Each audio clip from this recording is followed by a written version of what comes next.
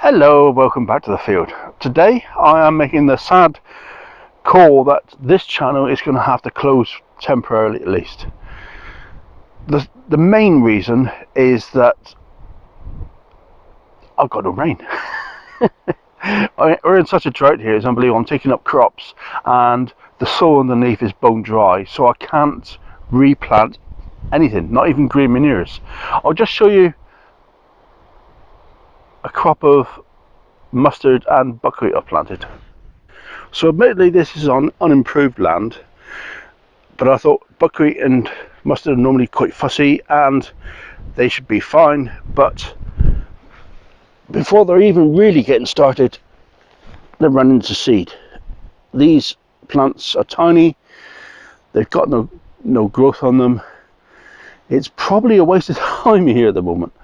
The buckwheat, again, no height to it whatsoever, struggling in this weather and doing what it can to survive, which is make seed and call it a day for its journey this year. Crops like this, tomatoes here, are doing very well, but I am watering these and trying to keep these alive. The mulching down below actually helps a lot, but the trouble is the blackbirds are having a field day with the fruit. They are struggling themselves, so they're basically relying on crops that they wouldn't normally feed, and they've been in the polytunnel and here taking tomatoes, and even before they're even ripe, because they want moisture to survive, fair enough, and one of the few areas they can get it from is crops like tomatoes. Lettuce is all bolted, of course. Cabbage is surviving very well, I'm quite pleased with that. Onions just about finished, but here's a crop I have sown and I'm keeping watered, and that is a crop of carrots. Eskimo, of course. They're coming up, but they haven't been watered a hell of a lot, and because it's the only place where moisture is, the local mow has moved in, or moles, so they're now basically undermining all the carrot seedlings. Anything that's been planted in the last month is struggling like hell for moisture. The crops that, like this barrage that's got away, absolutely fine, and the barrage was just for the wildlife rather than me anyway, but there we are. So I hope it doesn't come across too negative, this video, but there's gonna be no content available for me to actually show you, and I want to keep it fresh. I've done the last 3-4 videos and I guess they're basically rehashes of what I've already done. Very little interest from people to see that. Completely understand, but what's the point of carrying on rehashing stuff that brings nothing new to the plate? So I won't. Fair enough, isn't it? I have got a couple of videos I want planned. One in particular I'll just quickly touch on now. So one of the crops that's coming to an end is my main crop, potatoes. I got a couple more weeks before I can harvest them. The first lot here, Maris Piper, are showing definite signs of slowing down, so I can crop these fairly soon. And I want to make a video on that because I did have the bed trials, so there's different forms of preparation on each of the rows, and I'm going to use the yields of the potatoes to see how the different materials added to the yield. So there's different varieties. There's Maris Piper, there's Blue Danube and Cara, and then the SSPC ones, and I want to see how each line of preparation matches against each other. Of course, it's all done in the roof soap method, which hasn't really worked this year because there isn't quite enough hay in here, so I might have quite a few green casualties. I don't know, they're not too bad actually. There are successes, of course, as there always is amongst everything. My Main crop onions are looking good in amongst the weeds, of course, but I won't matter too much. This looks like being a good success for this year. They're coming towards the end now as well. So there is areas that are doing well.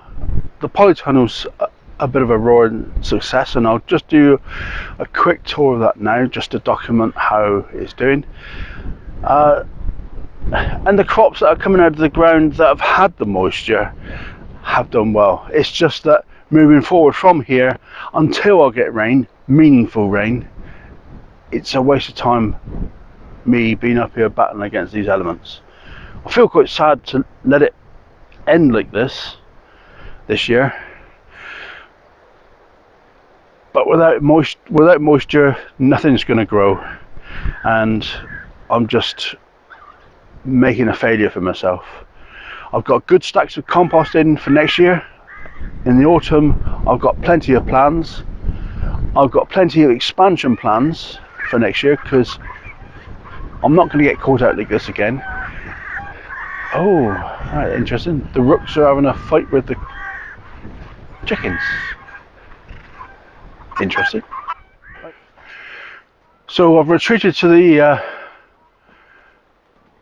Polytunnel to let the squabbling birds get on with it, because it's not my plot. And the progress on the tunnel is quite positive actually. I've been able to keep up the watering and the feeding, and the crops are fairly good. I have got a new problem in here, one that I'm not quite sure to do. I'll probably just invest in a small gate that goes across the entrance, just because I've got the hare, local hare, coming in and eating my not so ripe tomatoes.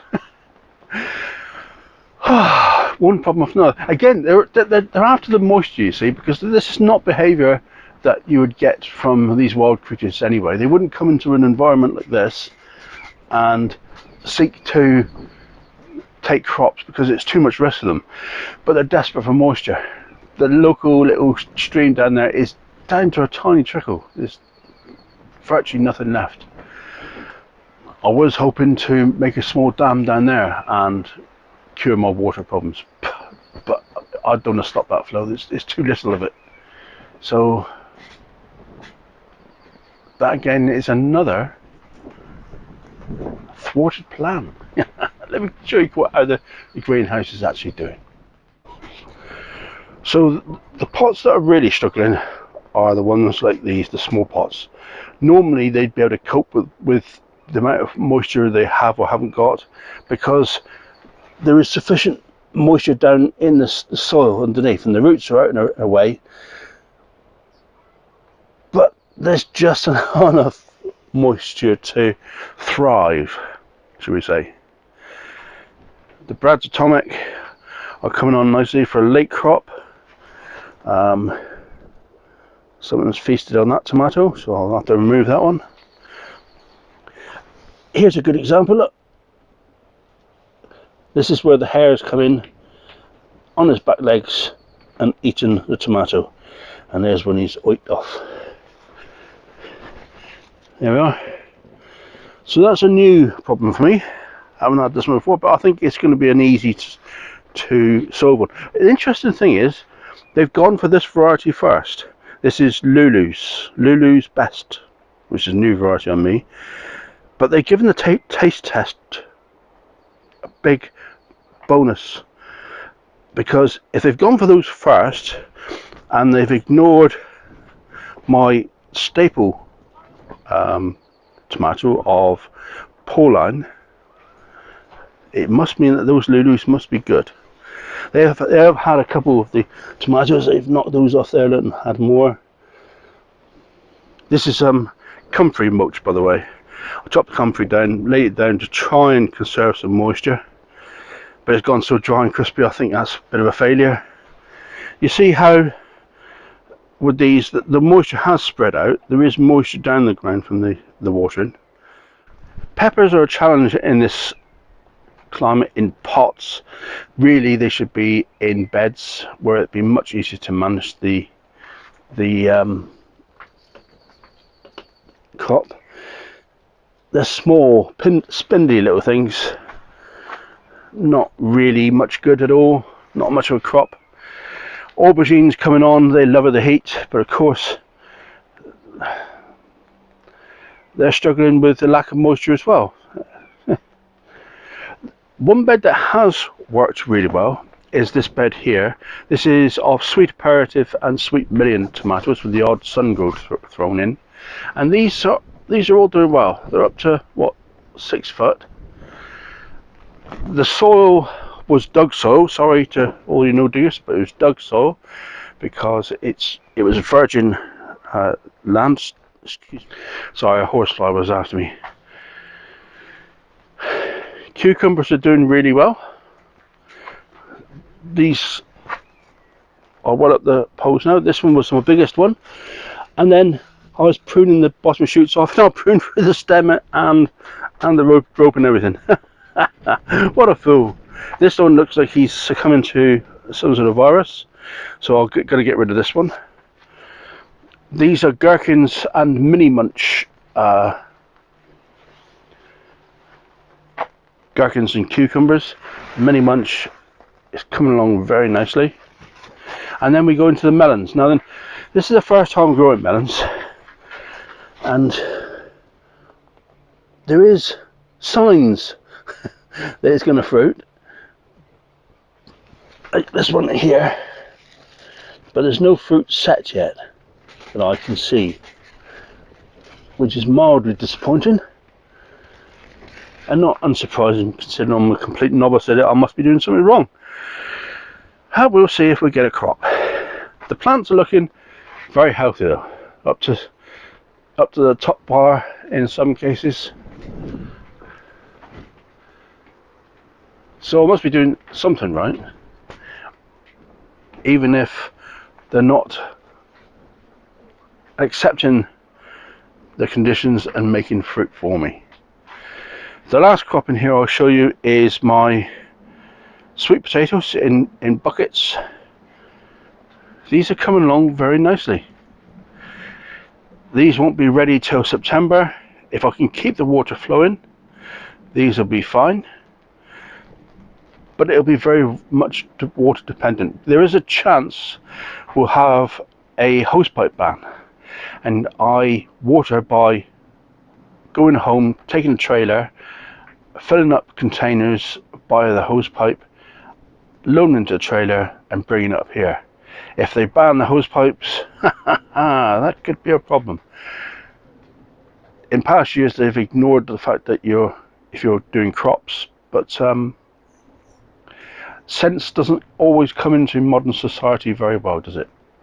Let's see. So basically we need rain.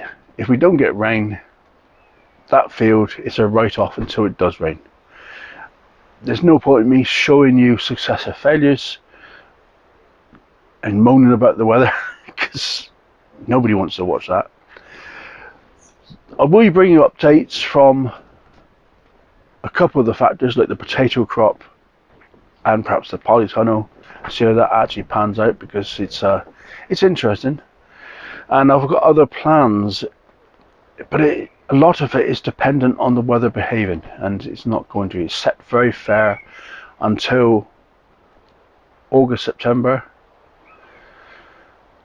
The kids are on holiday, so that brings me hope that rain will follow, because it seems to work that way sometimes. Not wishing it wet on anybody, but we're so dry here, it's ridiculous. It's definitely the driest year that I've had to garden, and I've gardened through some dry summers. This isn't new to me, but I have always had a way to irrigate, taps available. Here I've got nothing. That's enough of the moaning.